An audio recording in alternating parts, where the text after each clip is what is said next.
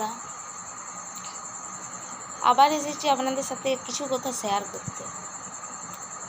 দেখবেন, যদি আপনি নিজে রোজগার করেন, মানে আপনার শ্বশুর শাশুড়ি বা বাপের বাড়ির যেই রোজগার করুক, সেটা দেখ আপনি অন্য কাউকে দেন, অতটা আনন্দ হয় না।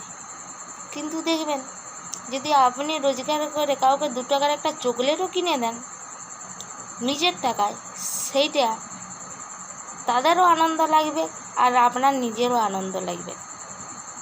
তার লেগে প্রত্যেক মেয়েরকেই বলছি, কিছু না কিছু নিজের একটা করা দরকার। যেমন না সবাইকে মানে সবাইকার কাছে যেমন না হাত পাততে হয়। নিজে স্বাবলম্বী হওয়াটা খুব প্রয়োজন, এখনকার দিনে অবশ্যই প্রয়োজন। আপনার যত সমস্যা আসুক, মানে যত যাই হোক, আপনি সেটা বাগাতে পারবেন। নিজে যদি 1 টাকাও 10 টাকাও দিনে রোজগার করেন না, সেটা আপনার নিজের, আপনি বলতে পারবেন যে আমি নিজে এই টাকাটা রোজগার করেছি। এমন আছে কিছু কিছু আমাদের সব যেমন মধ্যবিত্ত পরিবারে, আপনার সব ইচ্ছা যাই থাকুক, আমাদের পয়সার অভাবে সব ইচ্ছাগুলো মরে যায়, মানে ইচ্ছাগুলো পূর্ণ হয় না। অবশ্য ঘরেরও সামর্থ্য থাকে না, তাই দিতে পারে না। কিন্তু নিজে স্বাবলম্বী হলে হয়তো একটু একটু করে নিজের ইচ্ছাগুলোও পূরণ করতে পারবেন।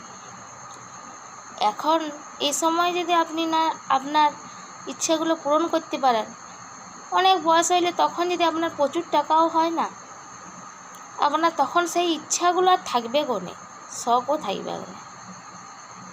আর আপনি যদি রোজগার করে কাউকে কিছু দেন, সব থেকে অন্য লোক বেশি আনন্দ করুক না করুক, নিজের মা বাবা অন্তত খুবই খুশি হবে। তাহলে প্রত্যেক মেয়েদিকে স্বাবলম্বী হওয়া দরকার, অবশ্যই দরকার। সেটা আমি আমার জীবন দিয়ে দেখে নিয়েছি। কেমন লাগলো আমার ভিডিও?